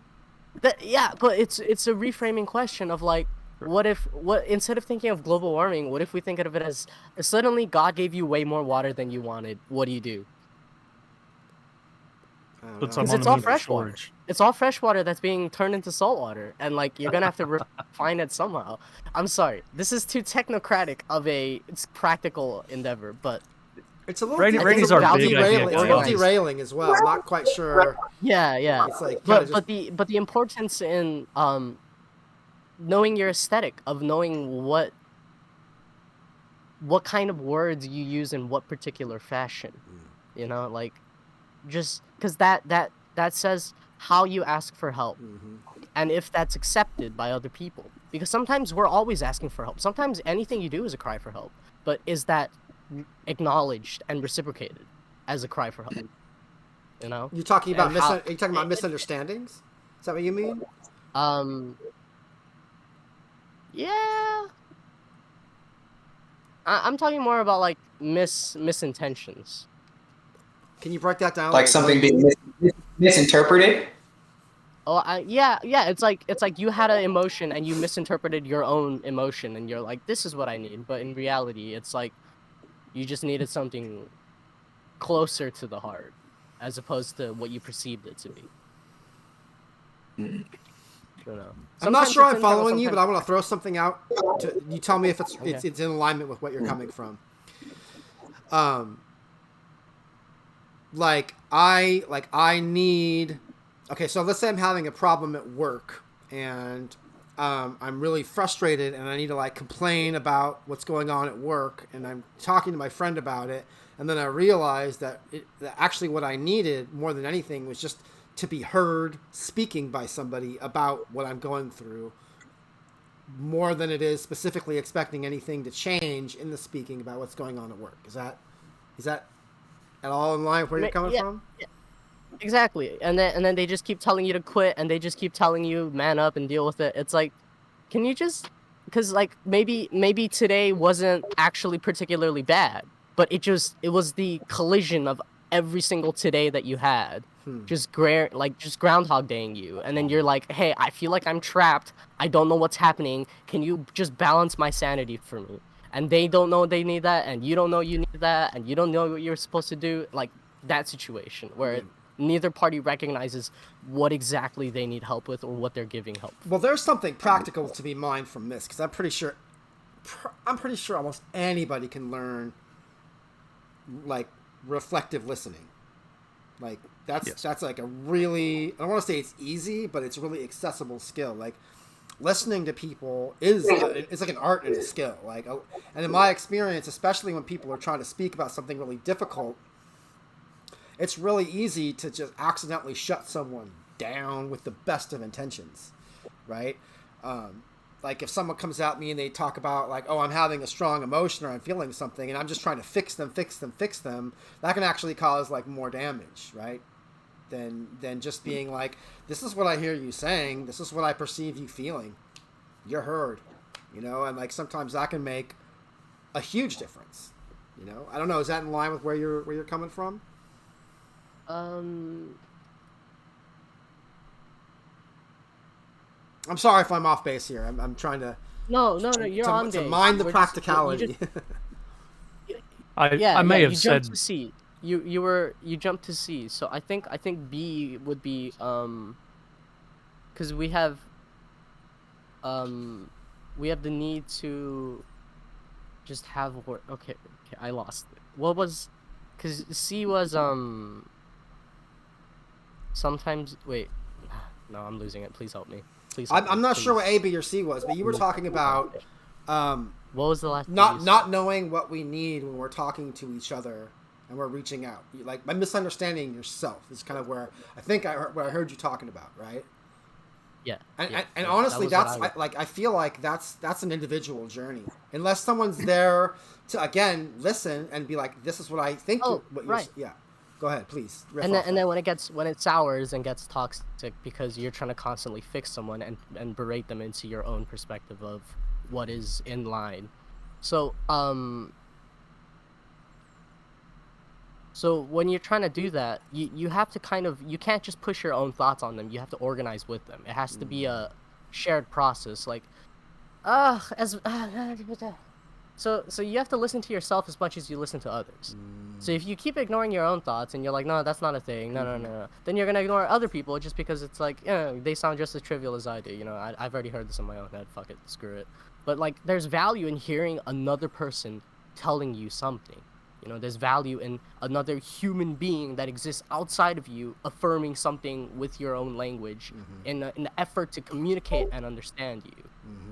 Yeah, that's it. Can I jump in off the point? Yeah, please. That brings up something really interesting. Okay, the question that keeps popping into my mind is like, what makes your words powerful? That's a good question. I think I actually go ahead. No, I was gonna say I actually have a thought. Okay, so I think what makes words powerful is how they resonate in other people, right? So when you speak, if you're speaking to truth, your words will resonate in the people who hear them, and that resonance effect has a multiplying effect, because if they see the truth in your words, they're going to internalize what you say, and then they're going to say it again, and then those words are going to resonate with whoever hears them, and it will spread, right? Like, and especially also, and another thing that gives power to words is if you're someone who has been systemically told, like, and prevented from speaking, if you're someone who has been, like, the microphone has been taken away from you, your words have not been allowed to have power, going, no, I am going to speak up anyway, is incredibly powerful for your own self-worth, going, the things that I have to say matter, I am going to say them. And the combination of those two things really is, like, exceptionally powerful. Yeah, so... I never thought I'd value an economist. You never thought what? Perception on... So I never thought I'd see an economist point of view on words and their social value, but wow, that was... So resonance, Ray, is what you threw out in response to what Cameron was saying, like, what makes words powerful. So it seems like resonance is like the opposite of dissonance, right? So if you're saying something that someone is resonant with, there's a chance that that's going to be, like, horribly dissonant to another person if they're in a different place, right? That's true, but I think that that's partially because, like, you have to include the weight of propaganda, right? Like, a lot of things that are obviously true, once you get to the heart of them, we've been propagandized against believing or seeing or hearing. And you have to include the weight of cognitive dissonance, right? If someone holds you're breaking and up they there. conflicting evidence towards that belief. Oh, god damn it. My internet service provider doesn't like to provide internet services. Can you repeat what you were saying about cognitive dissonance? That's where you broke off. Yeah. So cognitive dissonance, and anyone who knows more about this than me, feel free to correct me if I'm wrong, is where if you hold a belief, if you are presented with evidence against that belief, you will have a reaction inside of you that pushes against this new evidence. It's very uncomfortable to be confronted with evidence that says that something you believe isn't true, right? And so if you experience like cognitive dissonance, even if something's true, you might not have that feeling of resonance with the truth. And I think for me, when it comes to communicating, especially if I'm communicating something that is true, that I believe to be true, it is up to me as the sender of the information to ensure that the receiver of the information has received the information correctly, right? Because if I'm saying something that goes against their basic beliefs, they're not going to hear me. They're going to hear something else because that's their immediate response, knee-jerk response of, oh my God, this isn't true. And they're going to start filling their head with all these reasons why it can't be true. And so as part of like an active discussion, it's important that I make sure that what the receiver heard is what I was actually trying to say, right?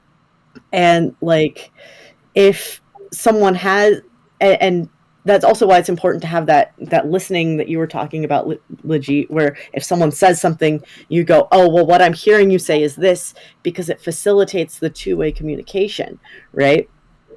So if someone is speaking about how capitalism is ultimately failed, which, you know, it obviously is, right? If someone who's never experienced this view before, you have to communicate it to them in a way that they are capable of understanding, taking into account the fact that that's going to be real hard to hear. And so you really have to like, to communicate effectively, if you want to communicate your point and you want to have that power with your words, you need to make sure that the people who are hearing you have the ability to hear you, right? You'll know before you start saying something if there's going to be a resonance or a dissonance going on there most of the time, right? Like, the people you're talking to, these aren't like random strangers. Usually when you're talking to people about deep, heavy subjects, you're talking to people who are your loved ones. And if they're not going to resonate with something the way you want to say it, figure out how to say it that will get through to them, right? Like, if you know the person, like, talk to them like you know them. Like, figure out what's going to work for them, what's going to make them hear what you have to say. And don't just go, well, they should just hear me the way I have to say it. And that's true, right? But humans are imperfect creatures. And so you got to interact with someone where they are. You have to meet them where they're at. And if you want to say something that they need to hear, they need to know, it's important for you to say, you got to come at it from a way that they can actually hear you. This real quick, Taxxus. So many good points. I just want to bring up this seems really in alignment with what Rainy was speaking around about self-awareness in speech, right? Like, be aware of what you're thinking and speaking. Be aware of what's going on inside of you when you're speaking. I just want to throw that out there. But Taxxus, what were you saying? Absolutely. And then Cameron, we'll go to you. Ray has brought up some fantastic points. I would also caution when speaking to people that it's not always about whether they are able to understand you, but whether they're willing to understand you. Be sure that you're not speaking in a condescending manner. I find that happens way too often in our culture right now, and that completely shuts down communication both directions, and absolutely destroys any rapport that you may have built, and defeats the entire purpose. So just a caution against that, something to keep in mind. It's not necessarily about their capabilities. Sometimes it may be, but sometimes it's about their willingness to hear what you want to say, what you're wanting to tell them, and you need to try and find a way to frame it so that they are more willing to hear. Ray, you also brought up the fantastic example of just good communication skills, both directions, active listening and speaking in a way that you're making sure that the listener is on the same wavelength as you, that they understand what you're saying. There is an onus on you as the speaker to do that, but they also have a responsibility on their end to be willing to try and understand. And absolutely, there's sometimes those hurdles that you can't get past, and that's going to be up to them. So don't fault yourself if there's a miscommunication or a problem. That's not necessarily up to you. It has to be a two-way street. Something that also comes to mind from Cam, what you were saying earlier, and Rainy, you brought this up as well. When you're communicating to people, this is something I try to practice with my kids. I may have mentioned it the last podcast I was on. When my son comes to me with a problem, to help him focus on his communication and help me focus on my listening, I will try to actively ask him every time, okay, do you just need me to listen? Do you want advice, or do you need me to get involved? And when he can stop for a moment, pause, and think about what he wants here, that facilitates communication between the both of us. So that's something to keep in mind whenever somebody is talking to you. Okay. And you may need a better relationship with that person to begin with to actually be able to put that question forward, but it's also a question that you can internalize. Okay, does this person really need me to do anything, or they just need to vent and get this off their chest in a healthy way? So try and remember those things as well. That's such a good question. I just want to second that really fast. Like, anytime someone comes to you with a problem, like, I ask that question every time someone comes to me with a problem. Like, hey, do you want advice or do you want to vent? Like, and sometimes they say, I don't know yet, but it has made things so much easier. You know, like, because you don't have to sit there going, okay, what do they want from me? You've asked, and like, that is 110%. If I can convince anyone to do anything, it is do what Taxxus just said. And when someone comes to you, like, to talk about a problem, find out what they want out of it. Like, always. And another thing is, that's really good for your mental health, because then you don't give advice with the expectation that they're going to follow it, and then when they don't follow it, you get pissed off at them. Mm-hmm. Because there was total miscommunication there. It can help you in an immense way as well. Cameron, you seemed like you had something you wanted to add to this. I don't want to push you, but did you were kind of speaking up? Man, there's so many thoughts right now going through my head, so I'm trying to discern which ones. And I can move on. Which are important. Because so many good points were brought up by Taxxus and Ray and Rainy. So I'm going to try and summarize my thoughts right now. So communication, I think of action. Okay, when we started, it was action is to speak. Okay, maybe that's one step. And LeDjeet, actually, you kind of opened my mind to see okay, yeah, that's one aspect, but there's so much more. And as we've been talking, it's the door is just opening wide open. It's about communication. It's not just about speaking. It's also about listening as well. Is a huge component of that as well. So asking someone what do you need from me, coming, and sometimes that person doesn't necessarily know what they need at the time, but being able to meet everybody on their level, because I think naturally I can just want everyone to understand what I'm saying, just because it makes sense to me. Mm-hmm. It makes sense in my head, so you should get it, but when Ray was talking, it's wow. I'm I felt really inspired to be a lot more creative with the ways that I communicate with people as well, because it's I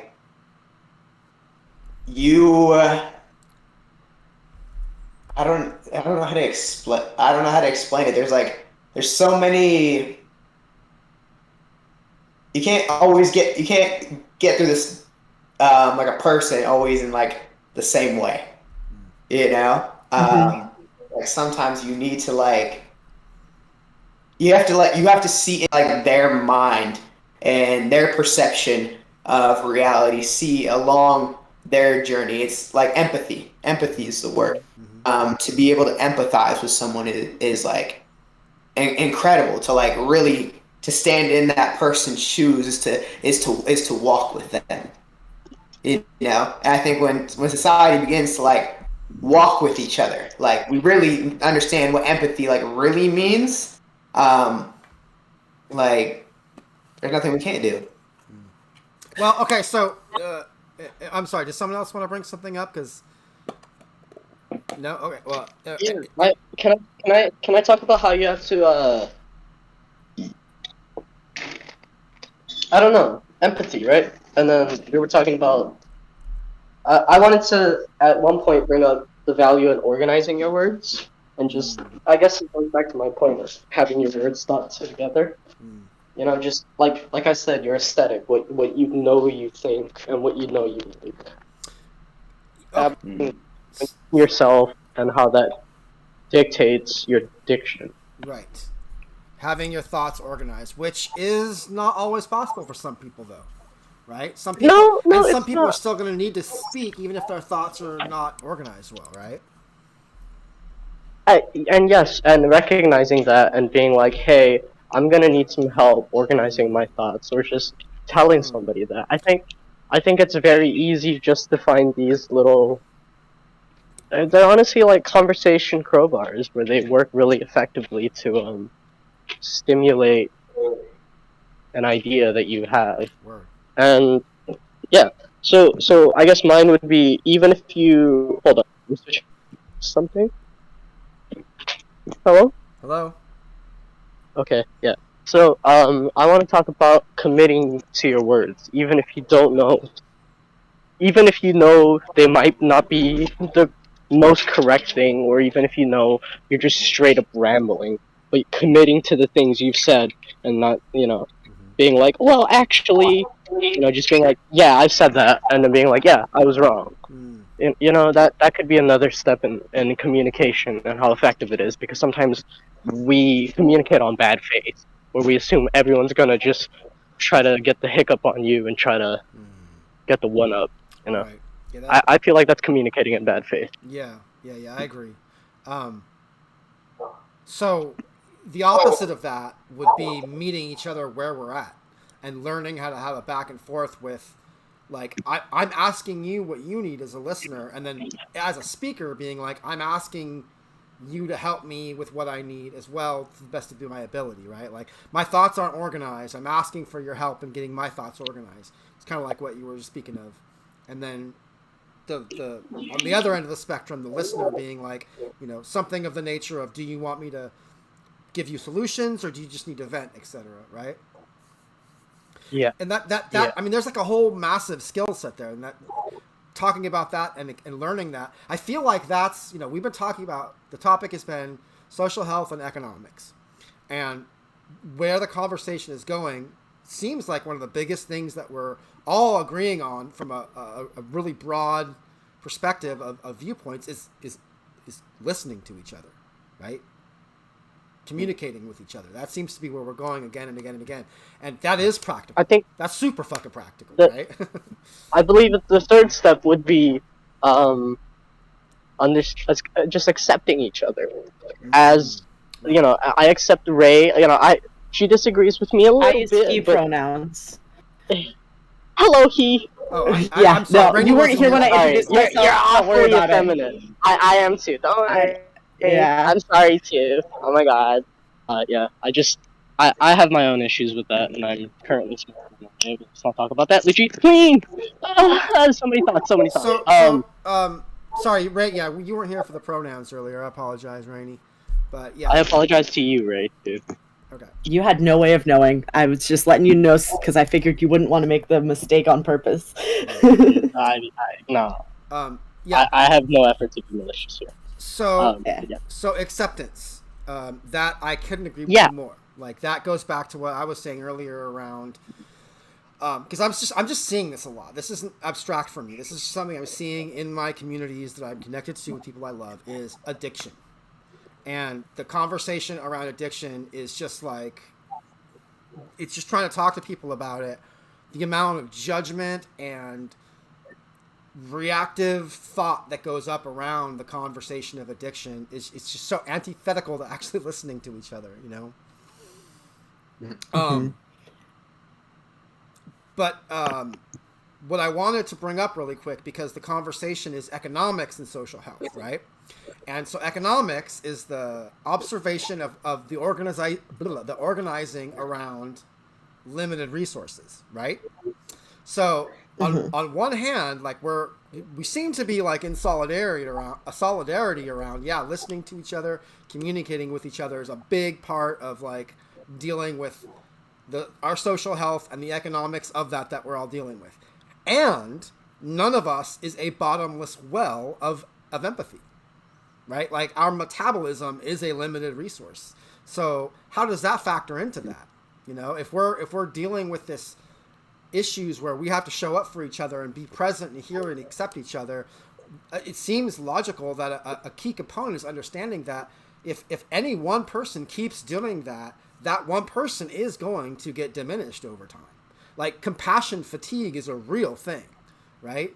I see it all the time in the fields I've worked in. I've worked in, impoverished community help, like working in the Boys and Girls Club and really poor places around California, and working in like mental health homes that I've worked in, working with disabled people. Like compassion fatigue is absolutely real, where the act of being present for someone suffering, regardless of the skill set, it takes energy, it takes effort. So how do you all factor that into this conversation that we're having? So for me, right, when you talk about like the thing that's come to my mind this whole time is that we really need to take these skills, these communication skills that we're talking about being essential to developing rapport with our communities so we can enable mutual aid, right? And in a so sorry, his internet just got cut off. There it is, it's back. Sorry about that. My internet does that.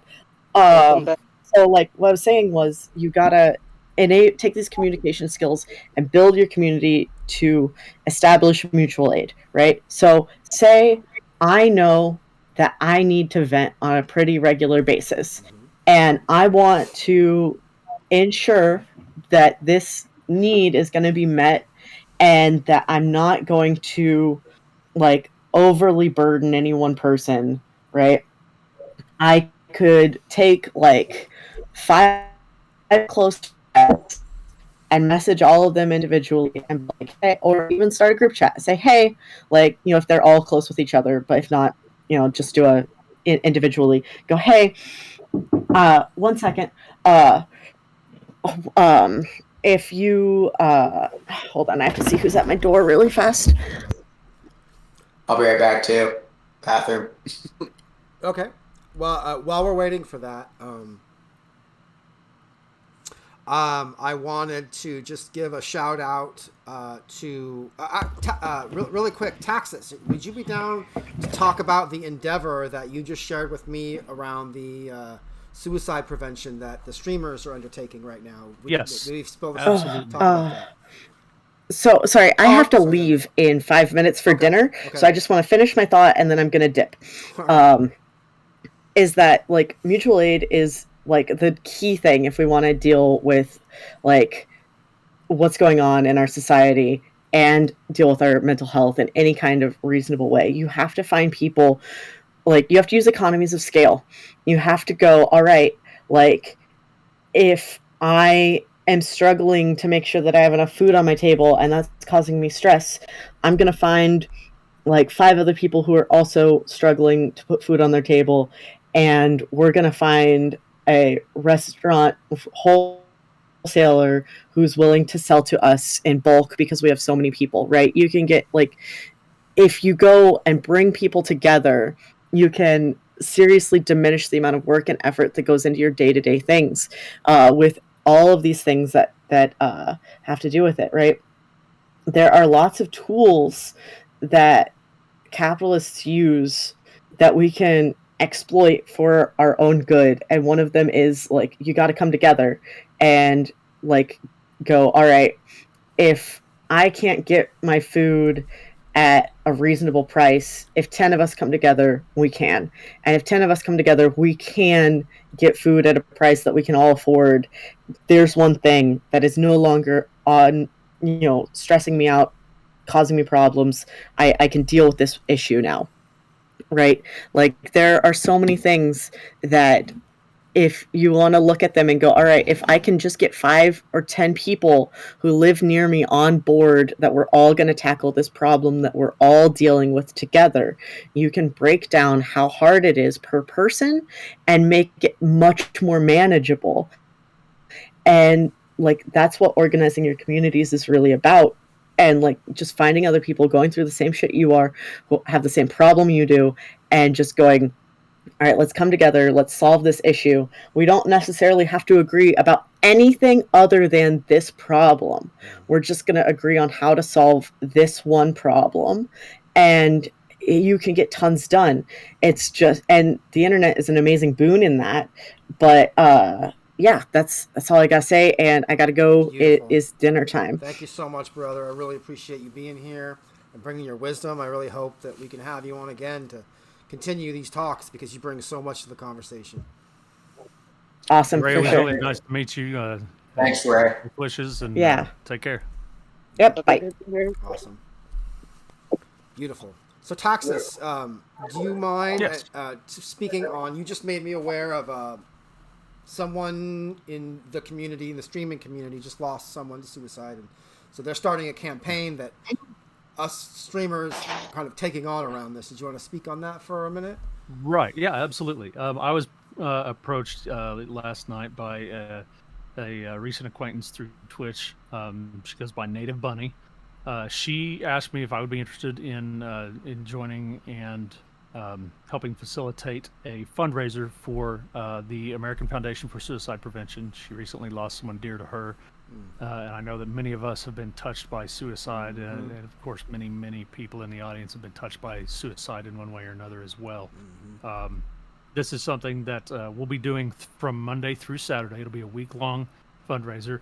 Right now the goal is set to 200. I have no doubt, I have complete faith that we're going to completely blow that out of the water.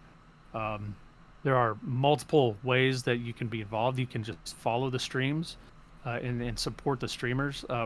More information will be forthcoming. You can come to my channel. You can go to Native Bunny. That's N8IVBUNNY. Let me go ahead and Taxxus. I'm going to put that in. I'm going to put those in chat right now. Give me a second because my computer's slow. Absolutely. Go ahead and keep talking. There will be banners and links that you can click on, and this is going through a website called Tiltify, which manages donations for numerous 501c3s and nonprofit organizations.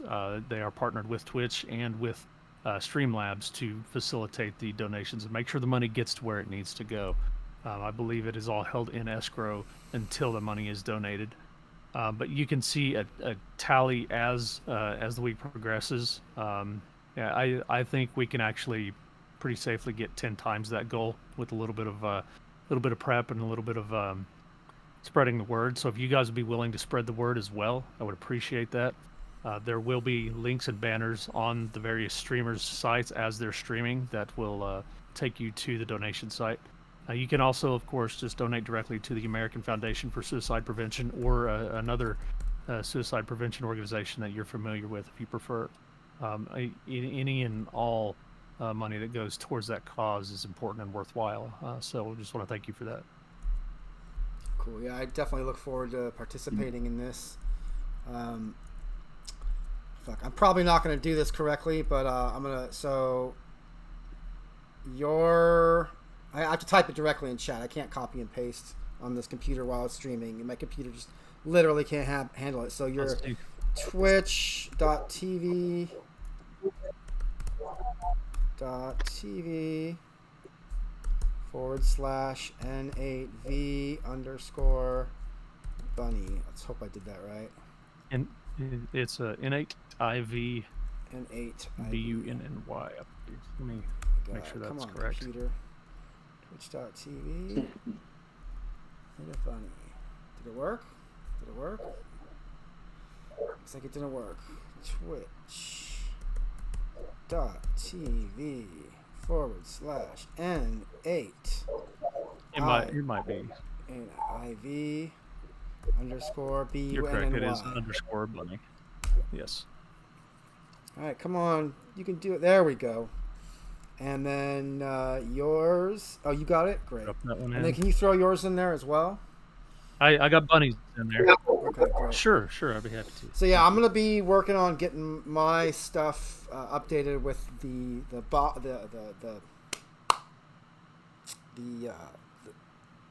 bin they sent you. Like, you just gave it to me, and I saw there's all these banners and stuff that I gotta put on. So I'm gonna be getting that on. We're coming up on 2 hours. Is anybody feeling like they're tired? Do you want to keep going, or should we? Because I feel energized, and I feel like I want to keep going. How do y'all feel? Cameron? I'm tired. You tired? Yeah, I'm gonna go work out. I'm actually kind of fading as well. So. Word. Okay, well, let's call it. I really appreciate y'all coming. Before we bounce, when y'all were talking about the power of speaking, is there anything you want to speak as a parting statement, or something you want to say before we call it a night? Thing that comes to my mind is just on the topic of economics and mental health is never be afraid to ask for help. Just might save your life. Word. Absolutely, I want to second that. I'm glad, Cam. I'm glad you're here today because you were able to do that. Please do not feel like you're not worth it. Anybody out there hearing this right now, you are loved and you do matter. I love you personally. I may not know you, you may not know me, but I don't care. I still love you. You are important. You're important to me. And I know you're important to these other guys as well. I feel like I know their hearts well enough to say that. You are valuable and you are enough. You don't have to prove anything to anybody, and it is okay to seek help. You are worth the help. So please, if you need help, reach out and ask. Yeah. Couldn't agree with that more. Rainy, do you have anything you want to say? Yeah, you as you are, no matter what people say, are enough to exist in this, time and space. Yeah. Absolutely. Thank you. Yeah, I want to echo that. I'm sorry, did I cut you off, Rainy? No. Well, I guess I could say deserving is like something we made up to see, we just made it up to see who was worthy or whatever. But honestly, every single one of us is enough to do what we want and need to get done. So just take the message of you are enough. Yeah, I agree with that. What I want to say, I just want to echo pretty much what everybody else said. If you need to reach out, reach out. If you're watching this stream, if you're watching this video, feel free to send me a DM. If you need to just be like, I need to talk, reach out to me personally. And I can't stress this enough. You can talk about anything. And because the ability to be able to talk about anything is critical. And being able to hold wherever people are coming from. Personally, like I'm not a professional, so I can't claim to be a professional, listener or anything. But I've just found that to be the case over and over again in getting through some of the things that we're all struggling with as a people, is being able to talk freely to someone, especially things you might feel like you don't feel safe talking about because you might be judged. You never know, how easy it is for someone to hear that, or how someone might be like, oh yeah, I've been there as well. I thought those same things. It's perfectly normal. It's not that big of a deal at all, So please reach out. Thank you. Native Bunny, she says she's just been lurking. She thirds what we've all been saying, and that we're awesome. Thank you. You're awesome as well. Thank you for starting this campaign that you've started. I look forward to talking to you more in the future. I want to thank everybody for coming. Be modest too. He's a good listener. What's that? I say you're being modest. You're a good listener. Thank you. I appreciate that. Thank you. I love you all very much. I'm super grateful to have you guys talking and being able to share you guys' wisdom. Matters a lot to me. This is really important work to me, and thank you for doing it. And I look forward to seeing y'all soon. Everybody in chat. Should we raid somebody? Is that a thing we should do? Is that Does that matter? Or is it too heavy? Is it? Should we? We should. Why have we not been doing that? I'm gonna raid Uchani, who is a beautiful, kind person who is a fantastic, compassionate individual, and so here we go. All right, hold on one second. She was actually lurking in chat earlier. I saw her. It might take me like 20 minutes to get my computer to type because there we go, raid. And you can do it. There we go, computer. It's working so hard. That's no good. So hard. There we go, raid. Uchani. Boom.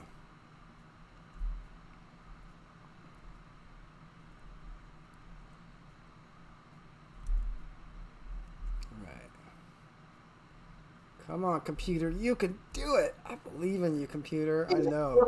It's so hard for you. There we go. Invalid raid target channel. What? Oh, man. This just got awkward. Let's see here. Raid. You know how it goes. No time like the first. All right, here we go. Oh, my computer's so Or is there slow. a second time? There we go. UW. Like the first. CHANII.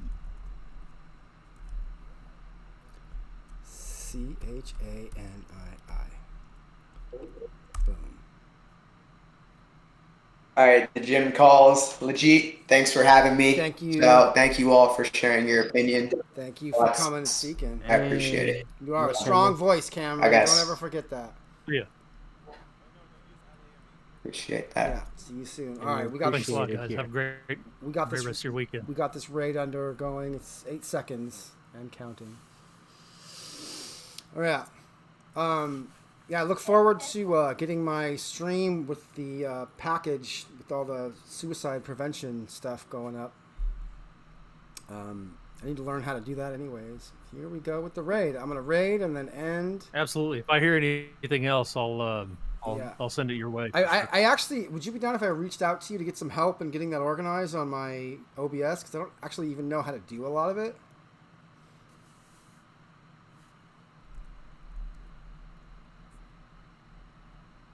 In OBS?